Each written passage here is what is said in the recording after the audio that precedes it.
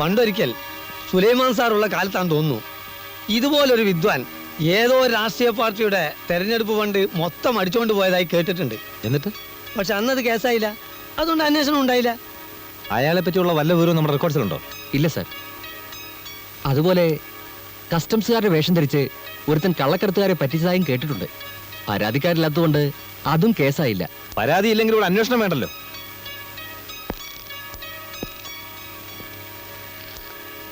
പോലീസുകാരെ പരിഹസിക്കുന്ന കാണാൻ ഇവിടെ എല്ലാവർക്കും താല്പര്യം. എന്തു വന്നാലും നമുക്ക് അയാളെ പിടിച്ചേ പറ്റൂ.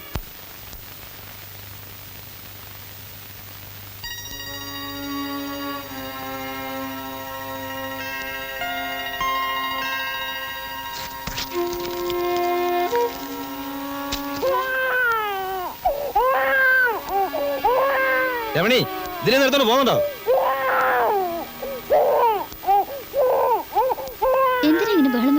പിന്നെ അല്ലാണ്ട് സ്വസ്ഥമായിട്ട് കാര്യം ആലോചിക്കാൻ സമ്മതിക്കില്ല എന്ന് പറഞ്ഞാൽ. Hello, good evening sir. ഞാനാണ് ശങ്കർ. അങ്ങനെ പറഞ്ഞാലേ മനസ്സിലാവും. ഒരു നന്ദി പറയാൻ വേണ്ടി വിളിച്ചാണ് സർ. പറയാതെ തന്നെ കാര്യങ്ങൾ ഇപ്പോൾ വ്യക്തമായി കാണുമെന്ന് വിചാരിക്കുന്നു. എനിക്ക് വേണ്ടി കുറേ ബുദ്ധിമുട്ടുകൾ സഹിക്കേണ്ടി വന്നു അല്ലേ? ക്ഷമിക്കുക. നഷ്ടപ്പെട്ടയാൾക്ക് കംപ്ലൈൻ്റ് ഒന്നുമില്ലല്ലോ, അതുകൊണ്ട് സാറിനൊരു പ്രശ്നം ഉണ്ടാവില്ല. ചെയ്തെന്ന സഹായങ്ങൾക്കെല്ലാം 100 നന്ദി. ദൈവം സഹായിച്ചാൽ നമുക്ക് വീണ്ടും കാണാം. വെക്കട്ടെ. Good night.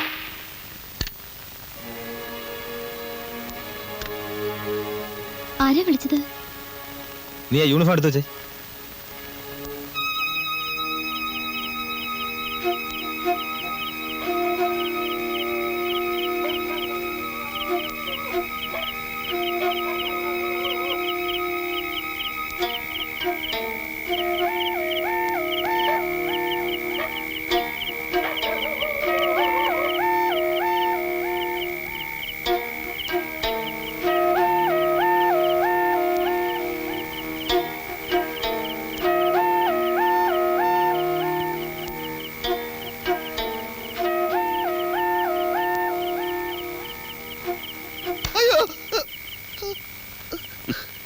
പേടിച്ചോ? ഇങ്ങനെ പിന്നെ കൂടെ വന്ന് പിടിച്ചാൽ പേടിച്ചു പോകില്ലേ? അത്രയും പേടിയുള്ളവർ ഈ പണിക്ക് വരരുത്. നിങ്ങൾ സാധനം എടുക്കി. പോലീസുകാരെ കാണുമ്പോൾ മനുഷ്യൻ്റെ നെഞ്ചിടിക്കുക. ഈ കടൽപ്പാലത്തിനടിയിലും ഗുഹയിലും ശവപ്പറമ്പിലും അല്ലാതെ ഈ നാട്ടിൽ വേറെ സ്ഥലമില്ലേ? വേറെ സ്ഥലമുണ്ട്, പക്ഷെ ഈ ഇടപാടിന് പറ്റിയ സ്ഥലമില്ല. നിങ്ങളെ താമസം എവിടെയാ? അടുത്തതാണോ നമ്മൾ അവിടെ വരാം? തനിക്ക് പേടിയാണെങ്കിൽ തന്നെ ബാബുക്കാനോട് പറ വേറെ ആളെ അയക്കാൻ. ആളോ ബാബുക്കാനോട് പറയാനാ? മൂപ്പരെ കാണുമ്പോൾ തന്നെ നമ്മളെ മുട്ടിടിക്കും. അപ്പം മൊത്തത്തിൽ താൻ പേടിക്കാൻ വേണ്ടി ജനിച്ച ആളാ ആയിരിക്കും. നിങ്ങളെ പേരെന്താ? എന്തിനാ ചോദിച്ചേ ഉള്ളൂ. പൊതിയിൽ സ്വർണ്ണായിരിക്കും അല്ലേ? അത് ബാബുക്കാനോട് ചോദിച്ചാൽ മതി. കഴിഞ്ഞ പ്രാവശ്യം ചോദിക്കണമെന്ന് വിചാരിച്ചതാ. നിങ്ങളെ നാടെവിടെയാ? ഇയാളെ വേഗം സ്ഥലം വിട്. ഊരും പേരും പറയൂല? അടുത്ത പ്രാവശ്യം കാണുമ്പോൾ പറഞ്ഞാൽ പോരെ? മതി, തിരക്കില്ല. ബാബുക്കാനോട് വല്ലതും പറയാനുണ്ടാ? ഇവിടെ എല്ലാവർക്കും സുഖം, അവിടെയും അങ്ങനെ തന്നെ എന്ന് കരുതുന്നു എന്ന് പറഞ്ഞേക്കും.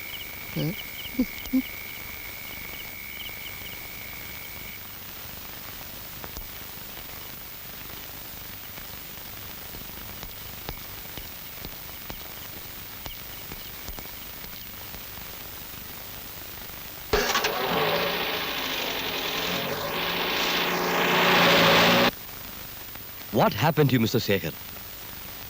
ഏറെ പ്രതീക്ഷയോടെയാണ് ഞാൻ നിങ്ങളെ ഈ നഗരത്തിലേക്ക് അയച്ചത്. അതുകൊണ്ട് പലരുടെ അപ്രീതിയും ഉണ്ടായി. എങ്കിലും സാരമില്ല, പട്ടണത്തിൽ നല്ലൊരു ഓഫീസറെ കിട്ടുമല്ലോ എന്ന് കരുതി. But you have terribly disappointed me. എല്ലാവർക്കും അബദ്ധങ്ങൾ പറ്റും, പക്ഷേ ദിസ് ഈസ് ടു മച്ച്. എനിക്ക് വിശ്വസിക്കാൻ സാധിച്ചില്ല. പട്ടാപ്പകൽ.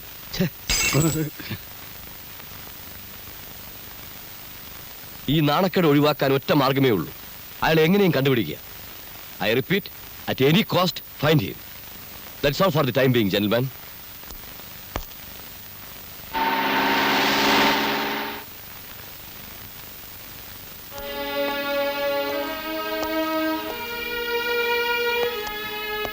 ഇന്ന് നേരത്തെ എത്തിയല്ലോ.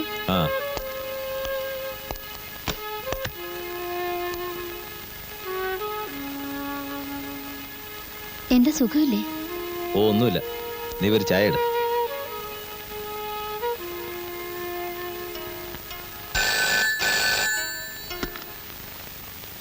ഹലോ, ഞാനാണ് കൃഷ്ണൻ, അമ്പലക്കാടൻ. എന്തു വേണം? അല്ല, ചിലതൊക്കെ കേട്ടു. ശരിയാണോ? അപ്പൊ അടി തെറ്റിയ ആനയും വീഴുമല്ലേ? ഇതുപോലെ എന്തെങ്കിലും സംഭവിച്ചാൽ ആദ്യം എന്നെ അറിയിക്കണമെന്ന് പറഞ്ഞപ്പോഴല്ലേ അന്ന് നിങ്ങൾ എന്നെ ആട്ടി ഓടിച്ചത്? അല്ല, അറിഞ്ഞതെങ്ങനെയെങ്കിലും ആവട്ടെ. പോലീസ് ഡിപ്പാർട്ട്മെന്റ് എന്ന് പറഞ്ഞാൽ ഒരു ഇൻസ്പെക്ടർ ശേഖരനിൽ മാത്രം ഒതുങ്ങുന്നതല്ലല്ലോ. ഏതായാലും സാർ ഇനി പലതും കേൾക്കേണ്ടി വരും. റാസ്കൽ, നിനക്കൊരു പുല്ലും ചെയ്യാൻ പറ്റില്ലടാ.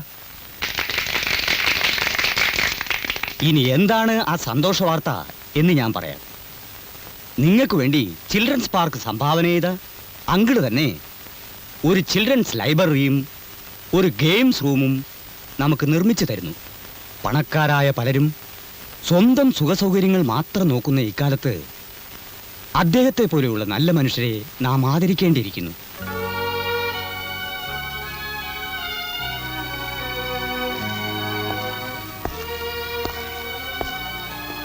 കുട്ടികൾക്കെല്ലാം അങ്കിളിനെ നേരിലൊന്ന് കാണണമെന്ന് വലിയ നിർബന്ധം. അതൊക്കെ പിന്നെ ആവാച്ചോ. മിസ്റ്റർ ആന്റണി പലപ്പോഴും എന്നെ അത്ഭുതപ്പെടുത്തുന്നു. എങ്ങനെ? ഇതുപോലുള്ള അനാഥാലയങ്ങൾക്ക് 100 രൂപ സംഭാവന കൊടുക്കുന്നവർ പോലും പേരും പടവും പത്രത്തിൽ വരാൻ ആഗ്രഹിക്കുന്നു.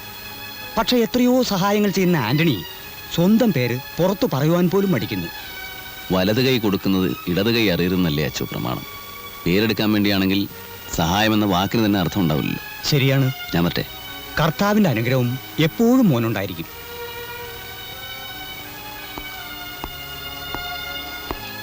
ഒരു സംശയം ചോദിച്ചോട്ടെ അച്ചോ. സമൂഹത്തിൽ ഒരുപാട് പേരെ പറ്റിച്ച് സ്വന്തം കേശ വീർപ്പിക്കുന്നവർ മാന്യന്മാരായി ജീവിക്കുന്നു. നല്ല മനസ്സുള്ളവർ സമൂഹത്തിന് ആവശ്യമില്ലാത്തവരായി മാറുന്നു. ദൈവം ഇതൊന്നും കാണുന്നില്ല. തീർച്ചയായും സ്വർഗരാജ്യം എപ്പോഴും സന്മനസ്സുള്ളവർക്കായിരിക്കും. ആയിരിക്കും.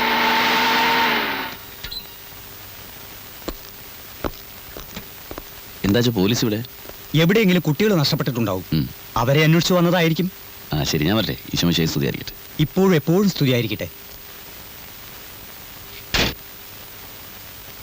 സാറെന്താ മറുപടി ഒന്നും പറയാത്തേ? നമ്മൾ അങ്ങനെ ചെയ്യുന്നതുകൊണ്ട് ഒരു കുഴപ്പമില്ല സാർ. മുമ്പ് ഇവിടെ ഉണ്ടായിരുന്ന സാറന്മാര് ഇതുപോലെ കൊടികെട്ടി വേണം കള്ളന്മാരെ പിടിക്കാൻ ഇതിലും ചീപ്പായിട്ടൊക്കെ ചെയ്തിട്ടില്ലേ? എന്നാലും എങ്ങനെയാടോ ഒരു കള്ളനെ പിടിക്കാൻ മറ്റൊരു കള്ളനെ ഏൽപ്പിക്കുക?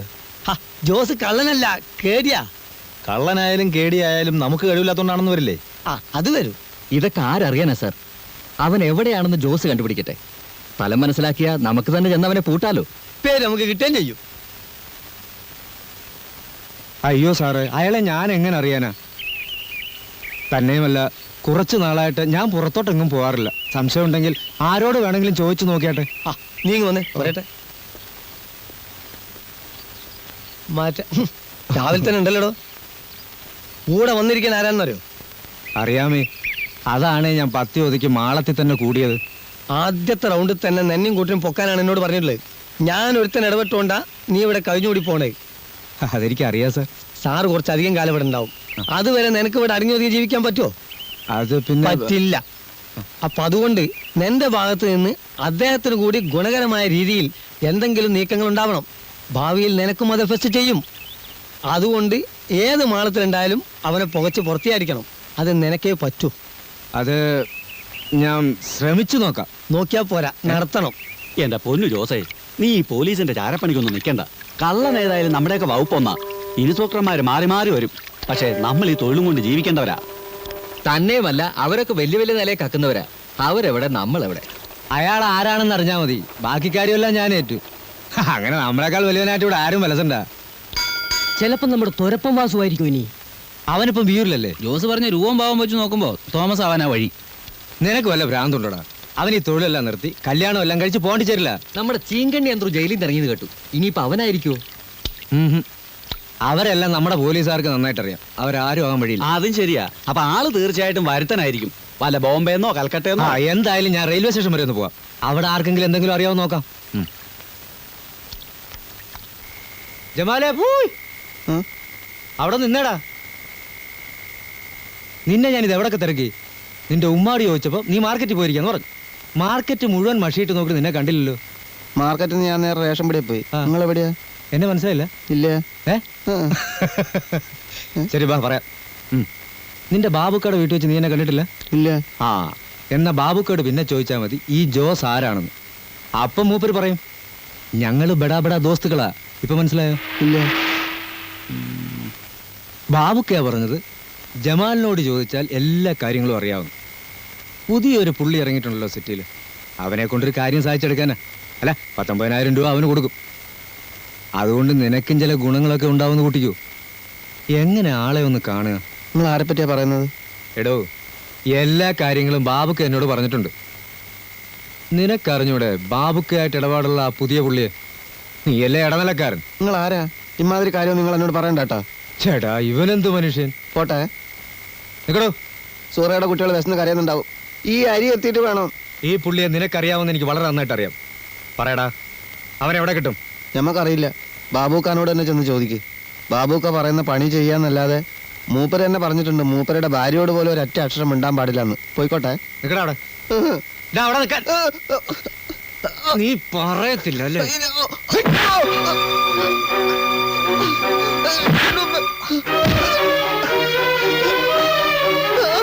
പറയണോ?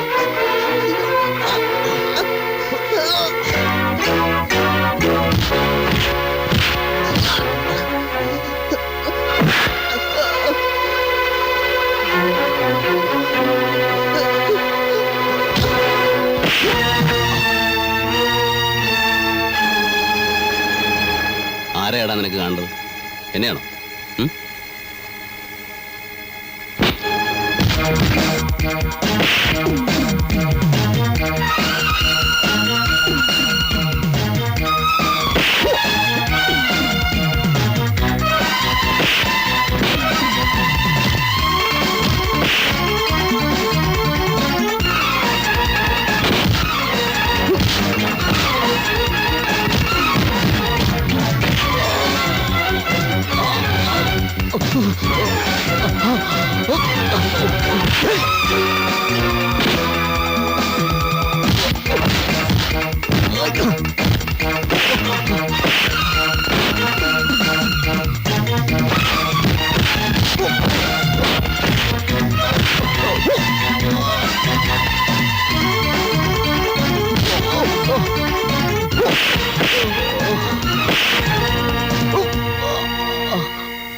എന്നെപ്പറ്റി പോലീസിലെങ്ങാനും പറഞ്ഞ കളവ് കേസിന് മാത്രമായിരിക്കില്ല ഞാൻ ജയിലിൽ പോകുന്നത്, കൊലപാതകത്തിനൂടിയായിരിക്കും.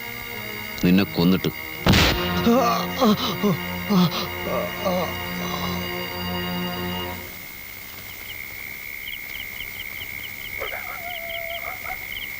സോറ, സക്കീർ ഉറങ്ങിയ? അതുണ്ട്. ഇരിക്കി. നമ്മളാ കുമാരന്റെ പറമ്പത്തെ തൈക്കുണ്ടിലൊന്ന് വീണ് അരിയും സാധനങ്ങളൊക്കെ കുറെ പോയി. പെങ്ങളാ തല്ലുംപിടി ഉണ്ടായിന്ന് പറഞ്ഞാ ഉമ്മയും പെങ്ങളും വെറുതെ ബേജാറാവും. പോലെ ആളെയും കൂട്ടി വന്ന് ഇനിയും കുഴപ്പമുണ്ടാക്കുന്ന നമ്മളെ പേടി. ഇനി ഒരുത്തനും വരൂല. എവിടെയായിരുന്നടാ നീ? ചൂട്ട് കത്തിക്കാണ്ട് ഇരട്ടത്ത് വരാന്ന് പറഞ്ഞാ ഓന് തിരിയില്ല. വീണ്ടും മുറിഞ്ഞാ? ഒന്നും പറ്റിയില്ല ഉമ്മ, ഇത് നമ്മളെ ദോസ്താ. ഉണക്ക ചെമ്മീൻ ഉണ്ടെങ്കിൽ കുറച്ച് ചമ്മന്തി ഇറക്കി. ഒന്നും വേണ്ട. കഞ്ഞി കുടിക്കാൻ നിങ്ങളെയൊന്നും വിടൂല. ഇയാൾ ആരാ? ഞാനിവിടെ അടുത്ത് തന്നെയാണ് ഉമ്മ. അടുത്തെവിടെ? കുഞ്ഞിക്കണ്ണ മേസ്ത്രിയുടെ? അതല്ല, ജംഗ്ഷൻ കഴിഞ്ഞ് പോണം. എന്താ പണി? ഉമ്മ കഞ്ഞി ഉണ്ടാക്ക് വേഗം. ആ. മോനെ ഉറങ്ങിയില്ലേ? പെങ്ങളെ മൂത്ത മോനാ. കൂട്ടുകാരന്റെ പേരെന്താ? പേര് പപ്പൻ. മോൻ പോയി ഉറങ്ങിക്കോ, കഞ്ഞിയാവുമ്പോ വിളിക്കാം. ഇപ്പോഴെങ്കിലും പേരറിഞ്ഞല്ല. പെങ്ങളുടെ ഭർത്താവ് ഇവിടെ ഇല്ലേ? മൂപ്പര് കുവൈത്തിലാ. ഓഹോ. അവിടെ വലിയ എണ്ണ കമ്പനിയൊക്കെ ഉള്ള ആളാ. അറബി. നല്ല മനുഷ്യനാട്ടോ. ഒറ്റ കുഴപ്പമുള്ളൂ, മൂപ്പരെ ഭാഷ ഒരു പിടിയും കിട്ടൂല. ഓല നാട്ടിലൊക്കെ പെണ്ണുങ്ങൾക്ക് ഇങ്ങോട്ടാണല്ലോ പൈസ. സൂറക്ക് നിക്കാൻ്റെ അന്ന് 5,000 റുപ്യ കൊടുത്തു. അതുകൊണ്ട് ഈ വീടൊക്കെ ഒന്ന് നന്നാക്കി. ഇപ്പൊ പൈസ ഒന്നും വെച്ചിടാറില്ലേ? വരുമ്പോഴേ തരൂ. മൂപ്പര് ഹോട്ടലിൽ മുറിയെടുത്തിട്ട് സോറേനെ അങ്ങോട്ട് വിളിക്കുക ചെയ്യാം. ഞമ്മക്ക് ലുങ്കി ഉടുപ്പും ചായന്റെ പൈസയൊക്കെ തരും. അവസാനം വന്നു പോയിട്ടിപ്പോ 1.5 കൊല്ലായി. ഒരു വിവരമില്ല. നല്ല മനുഷ്യനാട്ടോ. നിങ്ങൾക്ക് നമ്മളെ ബാപ്പാനറിയാം? ഇല്ലല്ലോ. ബാബുഖാന്റെ ഡ്രൈവറായിരുന്നു. ഒരു ദിവസം ബാബുഖാന്റെ കൂടെ മംഗലാപുരത്ത് പോയതാ. കാർ അപകടത്തിൽ മയ്യത്തായി എന്നാ പറയുന്നത്. അവിടെ തന്നെയുള്ള ഏതോ പള്ളിപ്പറമ്പിൽ കബറടക്കി. ബാപ്പാന്റെ മരണത്തിൽ സംശയമുണ്ടെന്നും പറഞ്ഞ് ചില ബന്ധുക്കാരൊക്കെ വന്നിരുന്നു പോലീസ് പറയാൻ. ബാബുക്ക പറഞ്ഞു ഒന്നും വേണ്ടെന്ന്. നിങ്ങളെ അച്ഛനും അമ്മയൊക്കെ എവിടെയാ? അവരൊക്കെ കുറെ ദൂരത്താ. ബാപ്പയ്ക്ക് എന്നോട് ഭയങ്കര ഇഷ്ടമായിരുന്നു.